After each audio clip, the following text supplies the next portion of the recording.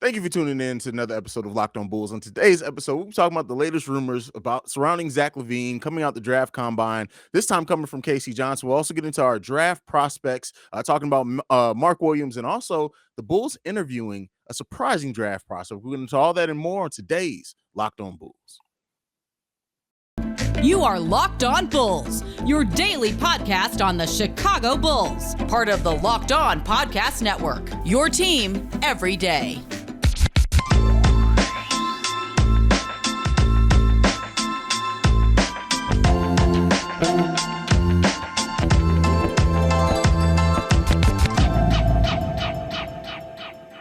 Thank you for making Locked On Bulls your first listen of the day. Locked On Bulls, a member of the Locked On Podcast Network. That is Pat, the designer, host, and creator of the Windy City Breeze, covering all Chicago sports. I'm Haize, host and creator of Chicago Bulls Central, covering the Chicago Bulls over there as well. On today's episode, we're about to get into it. Casey Johnson had some interesting rumors surrounding Zach LaVine. And, you know, it's kind of been a twofold thing. So he came out with his initial column that really sent a lot of Bulls media kind of down a tailspin of talking about what's going on with Zach LaVine. He then clarified those comments on ESPN's Unfiltered later on, just discussing the fact that it's sports. NBC. Yeah, you're right. Yeah.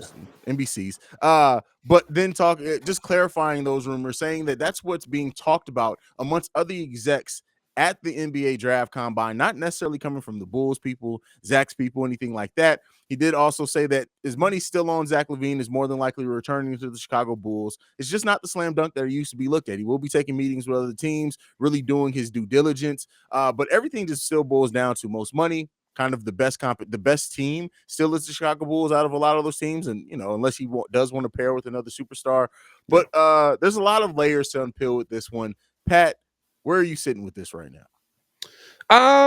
Same spot that I have been. You know what I'm saying? I don't feel like Casey Johnson is writing up a myth piece. Yeah, I'm saying that's what I like to call them, where like these sources are out of nowhere. Like we're hearing per sources. Who these sources, bro? That's like Jason Lockenforth's sources with the Bears. You know what I'm saying? Like per sources. Like, but I feel like Casey Johnson is very tapped in with the Bulls. I feel like Casey Johnson is. He understands kind of like what the situation is, and he's reporting on what he's hearing. And how he essentially wrote it out was that it's not a slam dunk that the Chicago Bulls will re-sign Zach LaVine like many thought that it once was. In my mind, I said, okay, sometimes you got to up and under adjust. Maybe it's a layup. Like, I still feel like best situation for Zach LaVine to be is here, based on the fact that no matter what you do with him, right, you're going to sign him to the max contract. It's just a matter of if he's playing under that contract here or if he's playing under that contract on another team. And when that comes down to it, right, okay, if Zach LaVine, right, we have to understand, like, the things we know is AK says he's going to give him the contract. Zach LaVine says he loves Chicago. He's just saying that he's going to experience free agency. If Zach LaVine decides to leave, that is Zach LaVine's choice, not the Chicago Bulls' choice. So in that case, okay, whatever team you want to go to, just know you're now under a $210 million contract. I essentially have pick of the litter to get back what I want. So if I send him to a team, is that team going to be in the best position to win like he would be on the Bulls? That's really the question that comes into play. So I still feel good about Zach LaVine returning here. I mean, I guess unless you think he wants to go play with LeBron with the mindset of – the only argument I've seen that's good is like he's going to go play with LeBron with the mindset of Bron's not going to be here forever and eventually I can take over as the number one on this team.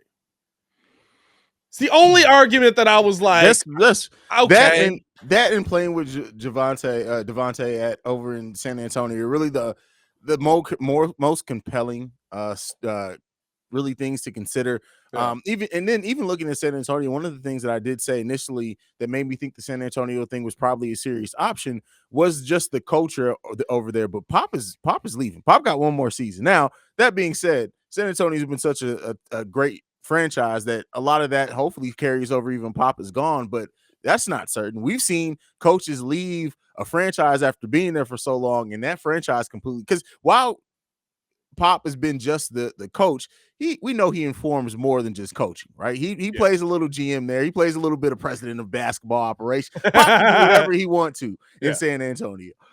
So him leaving could completely change the dynamic of what that franchise looks like. Not saying it's likely, but it's possible. So just looking at everything in totality, he could want to go play with AD and LeBron.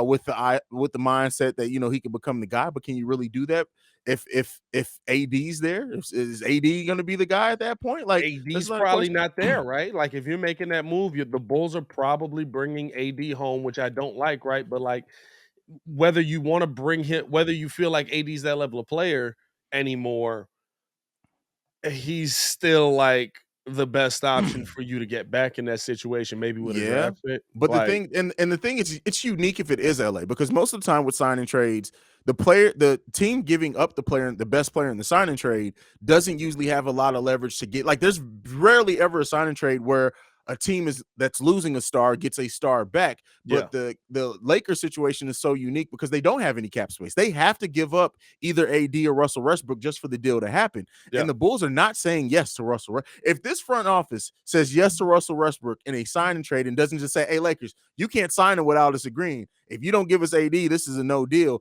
That's not working. It's not working. Yeah, no, yeah. And I'm gonna be real with you. I'm not.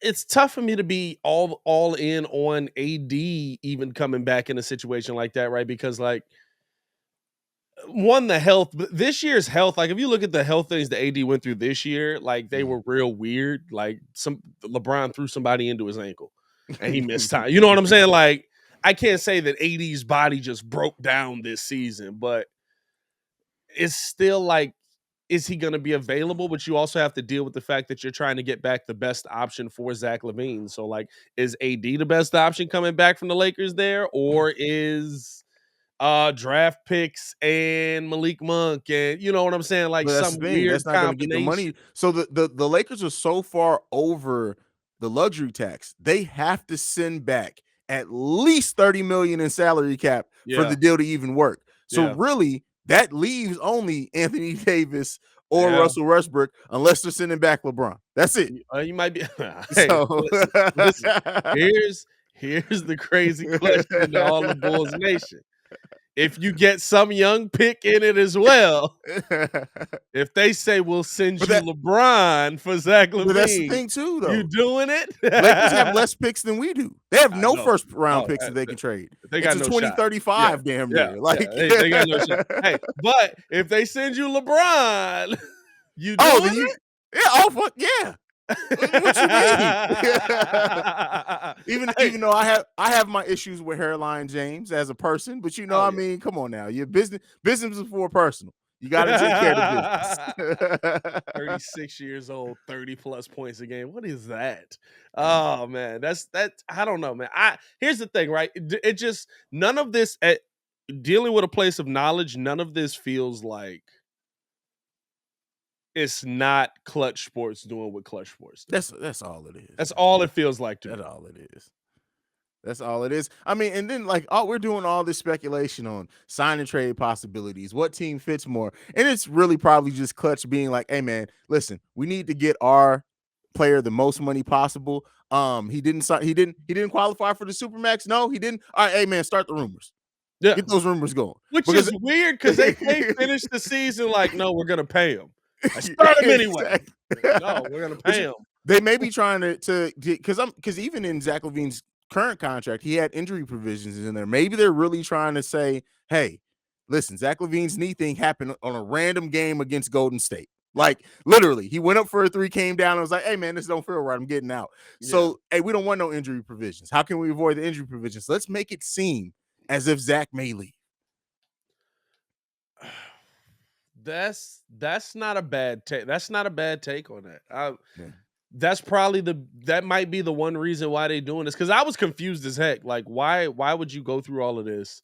Why are the rumors out there? Like, I get his free agency. He said he's gonna meet with him, but like, it makes no sense. AK said we're gonna give him the max. Like, he's like, I don't foresee us having an issue offering him this contract.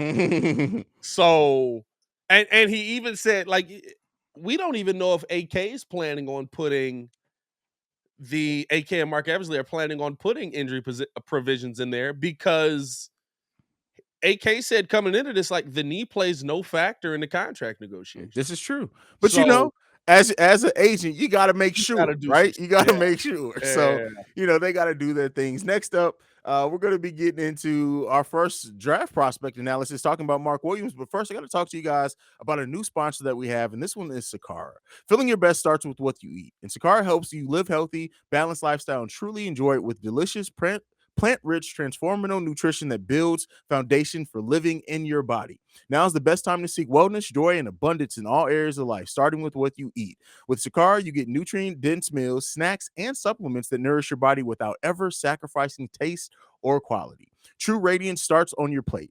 Made with high-quality organic ingredients, Sakara's plant-rich transformational nutrition programs are expertly designed to deliver real results, from reduced bloat to ease digestion to clear skin and boosted energy and moods. Looking and feeling your best shouldn't mean deprivation. Instead, choose joy and abundance. Sakara's organic, plant-rich nutritional programs are designed to help you cultivate your body intelligence. Sakara is a wellness company anchored in food as medicine, on a mission to nourish your body through the power of plants. And right now, Sakara is offering our listeners 20% off their first order when they go to sakara.com/locked-on20 and enter code locked-on20 at checkout. That's Sakara, SAKAR.com/locked-on20 to get 20% off your first order. All right, Pat. Draft. This is one of my funnest times of year, bro. I don't know about you, but I love the NBA draft. I just love it. I love talking about college prospects. I love college basketball, both men and women's college basketball. So when it comes to diving into detail on some draft prospects, especially considering that the Chicago Bulls have the 18th overall pick, which is nothing to shake your head at.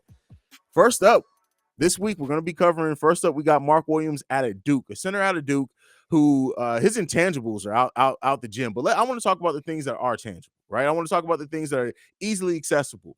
A 7-footer who can run the floor, who averaged over 2 blocks per game, who is an athletic monster. His offensive game still needs a lot of polishing. But looking at his game, and I'm gonna say in some of these the comps that uh, experts are using for him, but I'm going to use some of my comps as well on this. So a lot of people are comparing him to Clint Capella.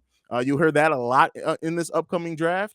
But I look at him more as a 7-foot Taj Gibson, to just bring it all home. The defensive intensity is really what Mark Williams has. He could be a 7-foot Taj Gibson for the Chicago Bulls. For our Chicago Bulls list fans who don't actually watch a lot of college basketball, that's something that it makes it easy for them. What do you think about Mark Williams as a prospect, Pat?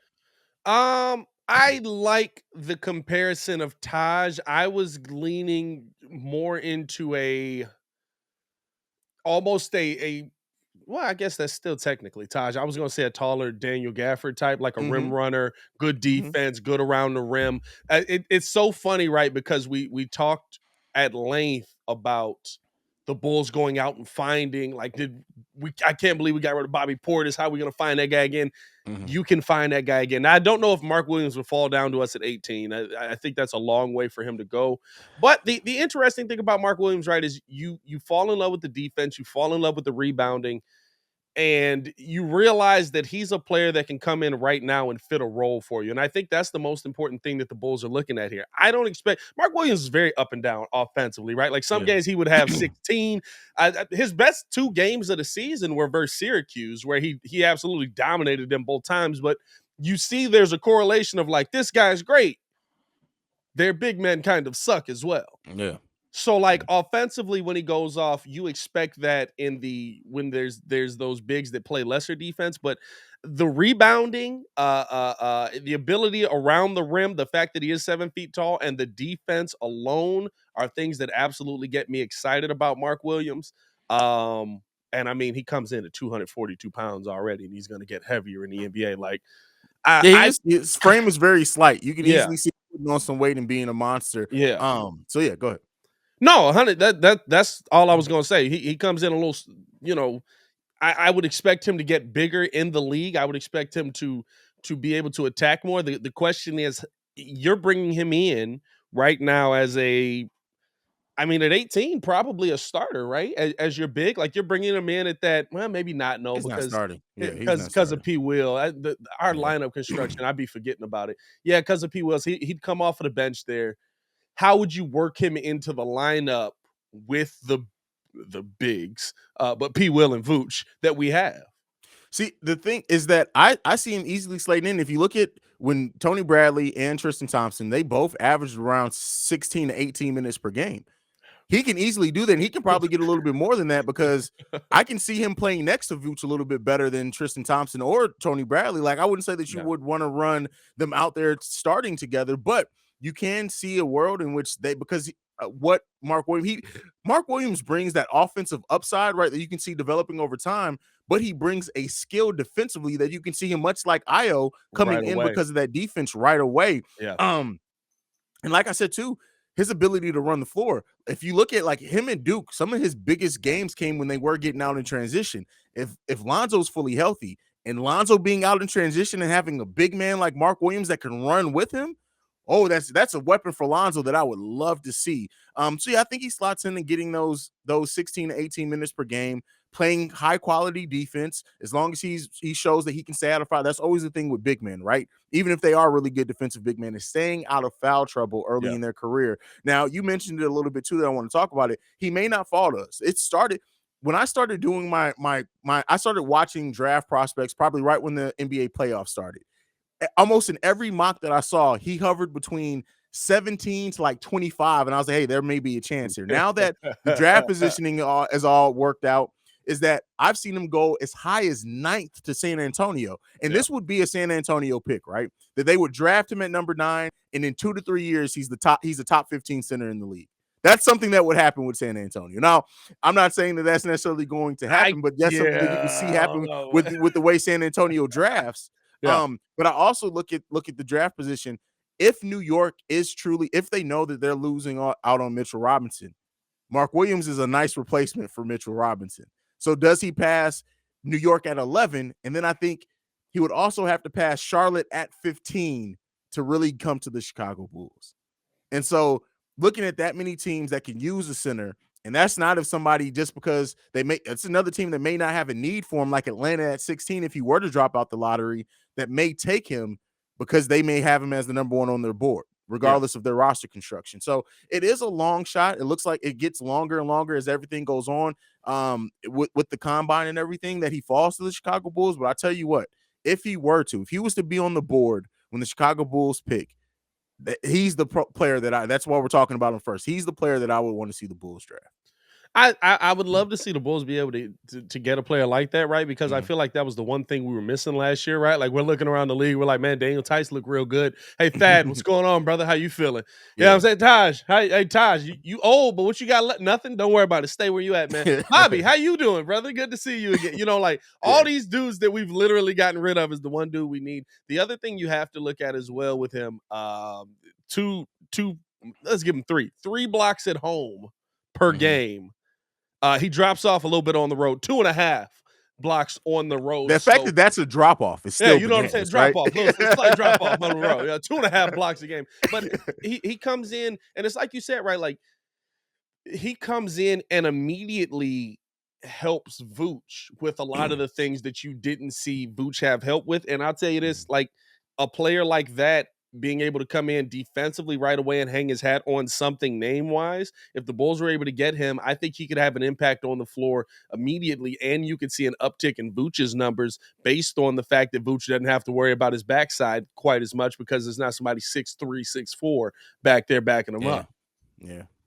To have legit size at 7'1", 240 pounds, that's and be as fast as like, if for anybody who hasn't actually got a chance to see him play, just go and watch some of his highlights, right? Yeah. And I know just watching the highlights can be very misleading on what a player brings totally, but like just watch the way that he moves in transition. It's not just the fact of him being quick at his size and getting up and down the court. He actually provides some spacing when running down, which does allow for him to get some of those fast break buckets when he has a point guard out there that can pass him. Like I said, yes, the defense is what's going to get him drafted. That's what's going to get him time in the NBA right away. That's going to be probably his hallmark maybe for his whole career. but he does have some offensive upside. Even when you look at like from his freshman to his sophomore year, going from averaging 7.1 points per game to 11 points per game. Yeah. Like that may not seem It's a like jump. huge, but adding 4 points per game to your jump and you were still starting most of that time, that's a nice jump for a player. So No, yeah, that's a huge jump, and the jump is really in the consistency, right? Like at home, he struggled most of the time last season or 2 seasons ago, where he only averaged 5 points a game. On the road, he was 10 points a game. Now, evening that out, getting more comfortable at home and on the road, doing some good things with his offensive game. I'm excited to him. I doubt he falls to us. The question for Bulls fans that I want to ask y'all in the comments below, and this is literally like, does it even matter? But does this eliminate Marko Semenovic getting an opportunity to play? didn't think about that. Does this absolutely bolster your bench where Marko might be able to play next season? That's a And good now thing. you have 3 7-footers with talent on your team. Let And us then know in the comments. him and Marco could be the nice defense offensive balance. That's what I'm saying. That's what I'm saying. Because Marco's defense is atrocious. I don't care. Yeah. I watched them G League games this year. Marco has no clue what's happening on the other. He's not Michael Porter Jr. bad, but there's flashes. Before we get into another prospect, though, that the Bulls could be looking on, speaking of the G League and MarJon Beauchamp, we do want to tell y'all about Bet Online. No, our partners at Bet Online continue to be the number one source for all your betting needs and sports info. You can find the latest odds, news, and sports development, including this year's NBA playoffs, MLB scores, fights. If you're a White Sox fan, you can get both of those together. And even next season's NFL futures. Bet Online is your continued source for all your sports wagering information, from live betting to playoff esports and more. They've got a ton of prop bets over there as well. You probably will be able, at some point this season, be able to get some bets on who's going to go number one pick, who's going to be in the draft there for the Bulls, who will the Bulls take at 18. So be on the lookout for that. Head to the website today and use your mobile device to learn more about trends and actions. Bet Online, where the game starts. All right, next up, we got to talk about the Bulls have interviewed MarJon Beauchamp.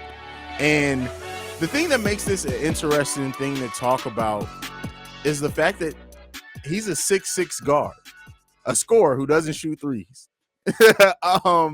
But a consistent player that skipped college basketball, went straight to the G League Ignite. But it shows that, are the Bulls more focused at guard? It brings about some conversation. As we know with AK and Eversley, I expect them to go best available regardless of position. This is what I think that they're going to do. But it does raise some questions about where is the Bulls' head at when it comes to the draft if they're looking at guards, already interviewing guards, because we all kind of expected the big man to be the focus, maybe EJ Liddell, maybe a Mark Williams, things like that. So coming in for it to be a guard that we're kind of getting the first type of rumors about or hearing about, what does that say to you, Pat? How do you take that? As the great Tom Thibodeau once said, do your job. It's called doing their job. I love that the Bulls are interviewing arguably the best prospect coming out of the G League this year. Probably. Top 3 at least. Yeah, definitely. I would say top 3 easily. 15, 7, and 2. Are there flaws in his game? Absolutely. There's flaws in a lot of these college kids' games as well. And he's doing this against guys that are getting set up versus with NBA training and NBA, scouts and stuff like that in the building with him all the time. So he's doing it at a different level. Do I think that there's some issues in his game from the 3-point line? Yeah, he's a guard, like you said, that can't shoot threes. But to me, right, like, this tells me that the Bulls understand what there could be a need for them with, where after DeMar and Zach, there was a huge drop-off offensively of guys that could find themselves a shot. As much as we want to say, oh, he's not able to shoot. He shoots 24% from 3. He shot 57% from the field. So there's something that's working there. So, I like that the Bulls are interviewing him. I don't know if first off, he probably ends up going in the lottery still, I would think, maybe. It's not looking at the mocks where they currently are. Yeah, with the players that have moved up, it's not looking, maybe it's like right outside the lottery. Right outside. Okay. Right outside so he might be there for us. Yeah. But I don't know. Like, I don't have a problem with the Bulls interviewing or speaking with these guys or trying to see what's going on. I mean, 6'6", 200 pounds. That's what you're supposed to do. That's what I want to see my team doing. It doesn't mean they're going to take them, but I'd rather us talk to as many people as we can and say, hey, you're slated to go around us. We might need to grab you. What do you got going on? Or even having a conversation. Here's the part that a lot of people don't think about. This is all a chess match. So this could be, we've got the 18th pick. Hey, Charlotte, y'all needed another offensive player, didn't you? We spoke with MarJon. He's a great kid. He really does a great job. Excellent round. We could draft him at 18 for you. And, you could send us something back on that as well. You know what I'm saying? Like, those are still mind games that you have to play as well. If anybody makes a trade, I'm hoping that the Bulls can package Kobe with that 18th pick and send to Charlotte so that we can get their 13th pick and draft Mark Williams. That's what I would want to see. You want him. That's over a lot of people, though, dog. You moving up to 13? Bro, that's 5 spots. I'm telling you, bro. I'm telling you. Like, so say we're 2 years from now and there's a redraft, right? Okay.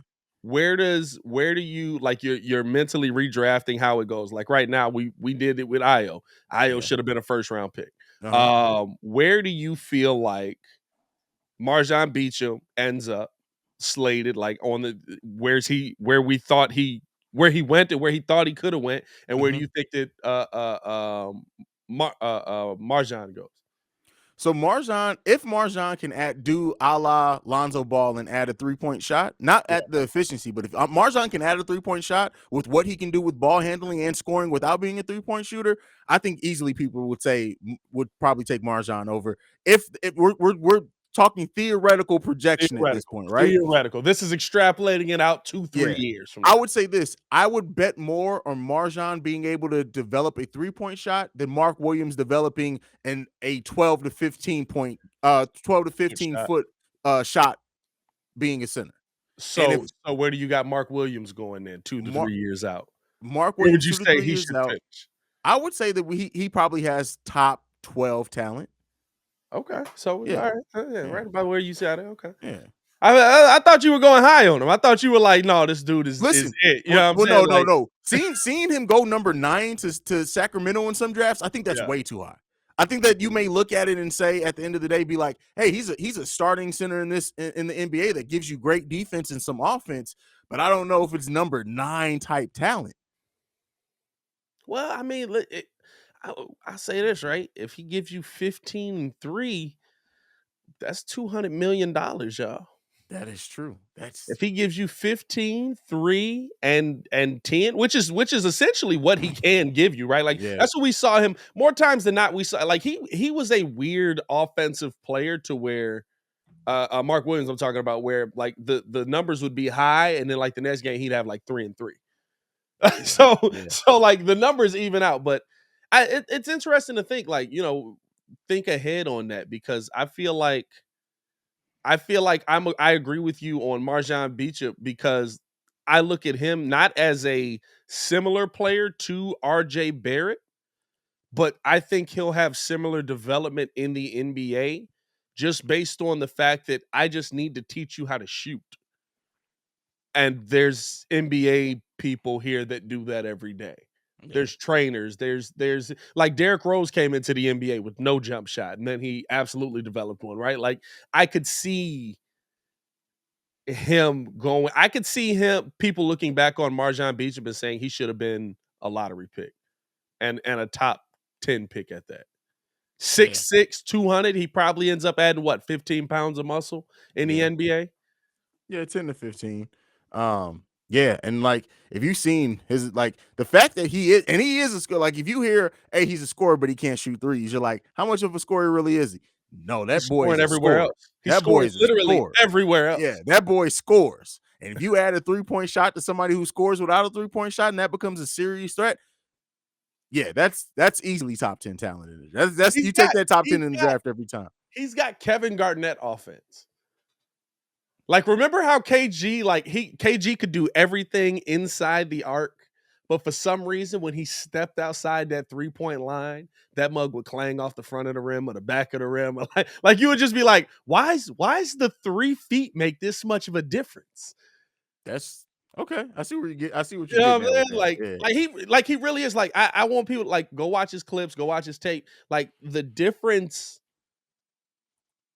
it's like the 3-point shot. One, he's not taking a ton of them because he doesn't shoot them at a great percentage. He's taking maybe 3 a game, making 0.7 of them. But literally everywhere else on the floor, he's an offensive threat. It's so weird. That's a good point. That's a good point. Hey, that's if that boy develops 3-point shot, man, that's NBA watch out. NBA watch out. That's all I can say. Or he becomes DeMar. You know what? Or we draft young DeMar. You know what? Point taken. Point taken. That's it. That's all I can say with that. Is point taken. You draft. What if that's AK's master plan? Draft DeMar off of the bench. DeMar gets too old, and then MarJon comes in. It's like hey, nothing's changed. Nothing's changed. Like what happened? Nothing at all has changed. Nothing at all has changed. Oh man, that's a crazy. good one though. It's gonna be. I can't wait for the draft. I ain't gonna lie to you. Me either. I love like just watching all the tape and all that stuff. Like I remember watching Patrick Williams in the draft and literally being like, I would draft him. I don't know if I draft him at 4, but he's got so many intangibles. It's just, can we figure it out? And now, like after like remembering watching that tape and seeing how he slowly extrapolated his game out, it's pretty cool. It's pretty cool watching. Yeah, definitely. But hey, this is a week of draft coverage. We'll be covering a lot of draft prospects here in the future, so be on the lookout for that. In the comment section down below, if there's any draft prospect that you want to make sure that we get to, leave that down below. I'll probably put up a poll as well with some names that you guys vote on it, and on some other draft prospects that we can potentially take looks at. I think we'll probably do EJ Liddell tomorrow because that's somebody who's more realistically in the Bulls' little range there. But that is it, Pat. If you got nothing left, man, you know what to do. Hey man, follow me on everything at Pat the Designer. It's at PATTHEDESIGNER. Yes, I did go to public school, but they taught me how to spell. Don't worry about it. Don't say a thing. And you can follow me on everything you can follow us on everything at Locked On Bulls. And you can follow me personally at CEO Haize, at CEO Haize. Thank you for making Locked On Bulls your first listen of the day. Now for your second listen, go and check on Locked On NBA, where the Locked On experts take you deep inside the NBA playoffs with insight and analysis affecting affecting all 30 teams. Our very own Pat the Designer, you can catch over there once a week as well, covering the show with Nick. But that is it for us for today. This has been Locked On Bulls. Thank you guys. We love y'all. Peace.